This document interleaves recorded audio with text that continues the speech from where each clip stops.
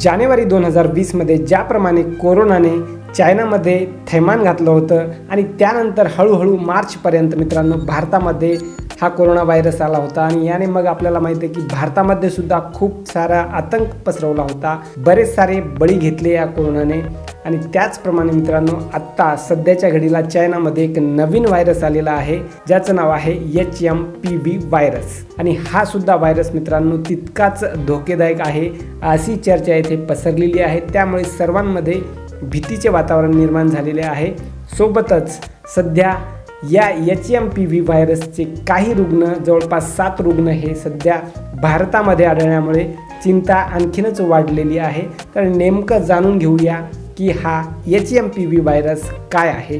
HMPV virus human मेटान्यूमो virus याचा जो धोका आहे तो कोरोनापेक्षा कमी असणार आहे असं आपल्या आरोग्य मंत्रालयाचं म्हणणं आहे मित्रांनो की हा HMPV व्हायरस जो आहे तो काय आहे आणि कशा पद्धतीने याची लक्षणं असतात, याचा संसर्ग कशा पद्धतीने होतो, सोबतच यावरती उपाय काय आहे तर ते सुद्धा या व्हिडिओच्या माध्यमातून सविस्तरपणे जाणून घेऊया। तर हा जो HMPV व्हायरस आहे हा असं नाही आहे की याच वर्षी आढळून आलेला आहे। याही वर्षापूर्वी मित्रांनो हा HMPV व्हायरस भारतामध्ये देखील आढळून आलेला आहे आणि या व्हायरसचा धोका जो असतो तो श्वसन मार्गाच्या वरच्या भागामध्ये जास्त होत असतो।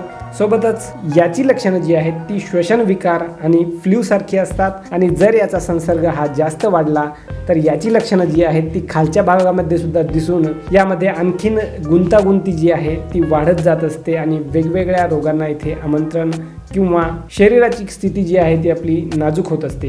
जे विषाणू मित्रांनो गोवर किंवा गालगुंड या पद्धतीच्या रोगांना बळी पाडतात किंवा ह्या पद्धतीचे रोग जे आहेत ते त्या विषाणूमुळे होतात तर याच वर्गातील हा HMPV विषाणू सुद्धा आहे आणि या व्हायरसचा धोका जो आहे तो 5 वर्षाखालील मुलांना सर्वाधिक आहे। तसेच जर कोणतं सीझन असेल तर हिवाळा हे सीझन या विषाणूंना अतिशय पोषक असतं। याच हिवाळ्या ऋतूमध्ये हे विषाणू जास्त संसर्ग पावत असतात तर याचा रोग जो आहे तो जास्त वृद्धीने वाढत असतो। एकदा का जर 5 वर्षाच्या आधी हा विषाणूचा संसर्ग आपल्याला झाला असेल आणि त्यानंतर जर तो पुन्हा झाला असेल तर त्याची तीव्रता जी असते ती कमी असते। तर नेमका या HMPV विषाणूचा संसर्ग जो आहे तो कशा पद्धतीने होत असतो तर हा डायरेक्ट संपर्कामध्ये आल्याने जो व्यक्ती याने संसर्ग झालेला आहे, ज्या व्यक्तीला संसर्ग झालेला आहे तो व्यक्ती जर निरोगी व्यक्तीच्या संपर्कामध्ये आला, डायरेक्ट संपर्कामध्ये आला, जिथे विषाणू आहे तर त्या भागावरती निरोगी व्यक्तीचा स्पर्श झाला तर त्यामार्फत हा रोग जो आहे हा विषाणू जो आहे तो निरोगी व्यक्तीच्या शरीरामध्ये प्रवेश करतो। सोबतच मित्रांनो खोकण्यामधून असेल, शिंकेमधून असेल तर हे विषाणू जे आहेत ते निरोगी व्यक्तीच्या शरीरामध्ये प्रवेश करत असतात आणि याच मार्फत या विषाणूचा संसर्ग होत असतो। या HMPV व्हायरसची मुख्यतः लक्षणे जर कुठली असतील तर ती आपल्या साध्या सर्दी आणि खोकल्याप्रमाणेच यामध्ये गळा खवखव करणे, ताप येणे, सर्दी होणे, शरीरावरती पुरळ येणे अशा पद्धतीची नॉर्मल लक्षणं जी आहेत ती या HMPV व्हायरसची असतात। तर नेमकं या व्हायरसचं निदान कशा पद्धतीने करायचं तर हे निदान जे आहे ते सहजासहजी करता येत नाही। यासाठी आपल्याला RT-PCR ही टेस्ट करावी लागते तेव्हाच HMPV व्हायरसच्या विषाणूचं निदान होतं। कारण की इतर श्वसनाचे जे आजार असतात किंवा फ्लू असतो त्याच पद्धतीने पूर्ण लक्षणं जी आहेत ती या व्हायरसची असतात। फक्त RT-PCR जर चाचणी आपण केली तर त्याच डेटाबेसनुसार आपल्याला HMPV व्हायरस लागण झालेली आहे किंवा नाही ह्या गोष्टी कळतात। आता नेमकी या व्हायरसपासून जर आपल्याला लागण रोखायची असेल तर आपल्याला कुठल्या प्रकारची काळजी घ्यावी लागेल तर मित्रांनो नक्कीच जर आपल्याला शिंका किंवा खोकला येत असेल तर आपण तोंडावरती रुमाल बांधायला हवा, सोबत रुमाल बाळगायला हवा, सोबतच आपण मास्कसुद्धा लावायला हवे आणि जर आपल्याला यापासून लागण होण्यापासून दूर राहायचे असेल तर नक्कीच मित्रांनो इथे आपण नेहमी नाकातोंडाला जो आपण हात लावत असतो जास्त वेळेस तर तो नाकातोंडाला हात लावण्याचं टाळायचं आहे।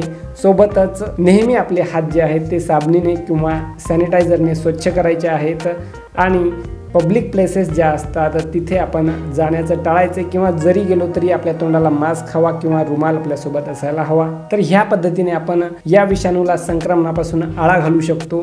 तर नक्कीच मित्रांनो आजच्या या व्हिडिओच्या माध्यमातून आपल्याला लक्षात आले असेल की नेमका हा HMPV व्हायरस जो आहे जो सध्या त्याचा बोलबाला चालू आहे चीनमध्ये असेल किंवा आता भारतामध्ये सुद्धा एंटर झालेला आहे तर तो कशा पद्धतीचा आहे, काय नाव आहे, त्याची लक्षणं काय आहेत आणि त्याची काळजी जी आहे संसर्ग होण्यापासून आपल्याला घ्यायची ती कशा पद्धतीने घ्यायची, ह्या सर्व गोष्टी आपल्याला कळाल्या असतील। आणि हो, हा जो HMPV व्हायरस आहे तो कोरोना इतका नक्कीच गंभीर स्वरूपाचा नाही आहे, धोकादायक नाही आहे। त्यामुळे आपण कुठल्याही प्रकारची काळजी न करता आपण स्वतःच या व्हायरसची लागण कशा पद्धतीने रोखता येईल त्यासाठी काळजी घेऊयात मित्रांनो। भेटूयात अशाच पुढच्या व्हिडिओमध्ये, तोपर्यंत नमस्कार।